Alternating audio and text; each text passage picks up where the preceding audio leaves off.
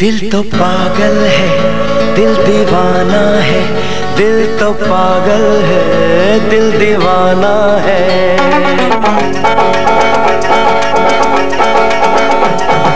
पहली पहली बार मिलाता है यही, सीने में फिर आग लगाता है। धीरे धीरे प्यार सिखाता है यही, हंसाता है यही, यही रुलाता है। दिल तो पागल है, दिल दीवाना है, दिल तो पागल है, दिल दीवाना है। सारी सारी रात जगाता है यही, अखियों से नींद चुराता है। सच्चे झूठे ख्वाब दिखाता है यही, हंसाता है यही, यही रुलाता है। दिल तो पागल है, दिल दीवाना है, दिल तो पागल है, दिल दीवाना है।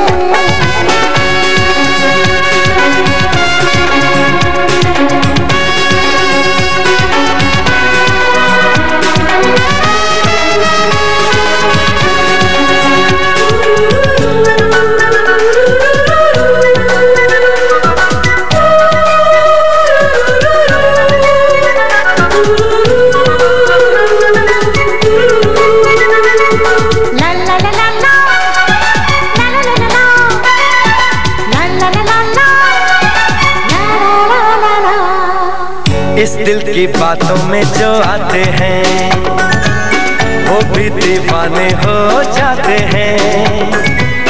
मंजिल तो राह ढूंढ लेते हैं, रास्ते मगर खो जाते हैं। दिल तो पागल है, दिल दीवाना है।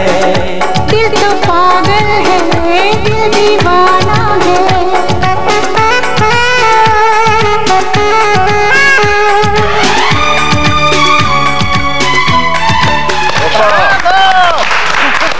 איצ'יקה דנה. לא איצ'יקה דנה. עכשיו אנחנו נברר דרך אגב מה זה, פעם הולדת, את יכולה ככה ירדנה? יגאל, אתה גם יכול? קודם צריך ללמוד את המילים. הבנתי אותך. האורחים הבאים שלנו, חברים יקרים, יחגגו מן הסתם את יום האהבה בסגנון הודי. אנחנו אומרים קודם כל בוקר טוב לרחלי אבירם. בוקר טוב. ולציון דגורקר. בוקר טוב. וגם לרינה פושקרנה, שהיא פירמה בפני עצמה. מי שאכל הודי בארץ מכיר אותך, נכון רינה? כן, אי אפשר אחרת. אני חושבת, אי אפשר. אז רבותיי, קודם כל, לפני הכל, אמרנו ואנחנו חייבים לקיים. כיוון שהבטחנו, לכן נקיים. מה זה איצ'יקה דנה? לפעם ולתמיד. איציק דנה, אני זוכרת לפני 18 שנים שהגעתי לארץ. התחלתי עם המקום הראשון, זה איציק דנה. וכולם חשבו, חשבתי שזה המילה שהישראלים יודעים, השיר, וגם, אבל הם לא ידעו ממש הפירוש. זה חיטה אחד. איציק דנה, ביציק דנה, ודנה אופר דנה זה חיטה על חיטה, פשוט. זה היה סרט של ראג' קפור על אהבה שלו עם נרגיס. אם אנחנו כבר מדברים באמת על אהבה, אז יש כאן זוג, את ישראלית, נכון? ישראלית אסלית. ואתה מהודו ואתה מדבר... נכון, מדבר עברית. אז איפה קודם כל הצטלבו הדרכים? אני נולדתי בהודו במשפחה דתית ויהודית. יהודי, משפחה יהודייה. כן. כן. הופעתי בהודו, למדתי לרקוד בהודו, אחרי זה נסעתי ללונדון, זכיתי במקום ראשון, שוב הייתי בבנקוק, הופעתי בבנקוק. ב-1994 הגעתי בארץ לתחרות הריקודים ההודיים בבנייני האומה, וזה הזמן, הכרתי אותה בתחילת תחרות. את רחלי. כן, וזכיתי במקום ראשון. ועכשיו אתם ביחד. כן. תגידו, חבר'ה, השיר הזה ששמענו עכשיו, איך הוא נקרא? דיל טו פגל ה'. בתוך הלב משתגע, בתוך הסרט הלב הסרט משתגע. שעושה את הקאמבק הגדול של הקולנוע ההודי. הוא עכשיו משחק בקולנוע לימור בתל אביב. תגידו, זה כזה להיט בכל העולם כמו פה? כן. איפה? כל העולם. זה גם שחקן מספר אחד, שרוק חאן. מי זה? השחקן הוא שרוק חאן, הוא מספר אחד בכל העולם, הוא שחקן מדהים. גם השחקנית מהדור דקשית, והסרט הזה מחלק כיום בישראל גם. תגידי, איך את מתחברת לכל הקטע ההודי חוץ מציון? זהו, אני גדלתי על מוזיקה הודית. אבא שלי שהייתי קטנה, לוקח אותי לסרטים הודיים, ככה זה התחיל.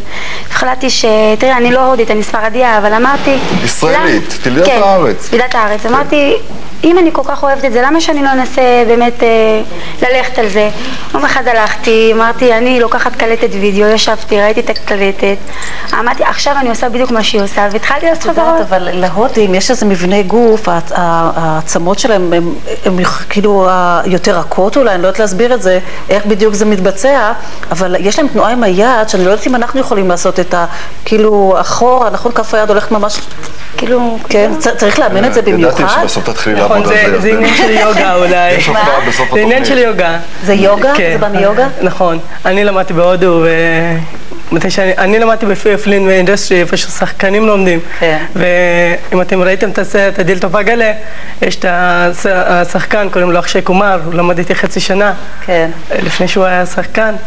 ואז אנחנו למדנו גם יוגה, ויוגה זה מאוד מאוד חשוב. זה חלק בעצם מהתרבות של הריקוד. נכון. יש הרבה תנועות של הריקוד ההודי, הוא קלאסי, כאילו הפסלים שבהודו, אז יש את התנועות שלהם, של כל מיני האמונות שלהם והמנהגים. אז זה יוצא גם תוך כדי ריקוד, אבל כל תנועה היא בריקוד היא מילה, משמעות של מילה. באמת, גם אם אני אומרת, אני אוהבת אותך, אז יש את התנועה, או דילטו פגלה, גם אפשר לעשות את התנועה. זאת אומרת, לא צריך בעצם לדבר, אפשר להעביר מילות אהבה. דרך מילים, תנועות. עכשיו אנחנו רוצים להבין את החיבור שלכם עם המסעדנית רינה פושקרנה.